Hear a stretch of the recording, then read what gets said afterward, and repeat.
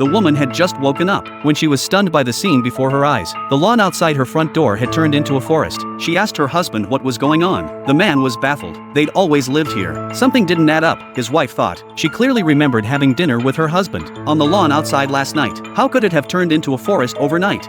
Matt reassured his wife she must be exhausted and told her to get some rest. Early the next morning, Amy woke up and rushed out the door, only to find a hillside where her front yard had been. Overwhelmed by terror, Amy's legs gave way, and she tumbled down the slope into the water.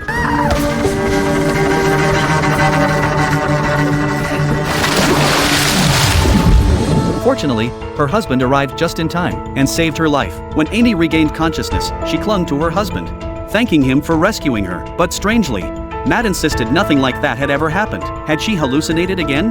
Matt speculated it might be because she'd recently survived a car accident, but her family had perished in that crash, and the psychological trauma had triggered aftereffects. Amy found this explanation plausible. The next morning, she ate the breakfast her husband prepared. Before heading out, she asked Matt if the forest still lay beyond their door. Receiving his affirmative answer, Amy cheerfully opened the door. Yet this time, the landscape outside had reverted to the familiar lawn. Sitting on the ground, Amy couldn't comprehend it. The scene before her felt so real. It simply didn't seem like an illusion. Seeing Amy still couldn't accept it. Matt suggested she take a walk farther away, but shortly after stepping out, Amy felt dizzy and disoriented. She struggled to turn back, but suddenly passed out. Seeing his wife's condition worsen, Matt took her to see a doctor. After examination, the doctor said there was nothing serious, as long as she took her medication on time.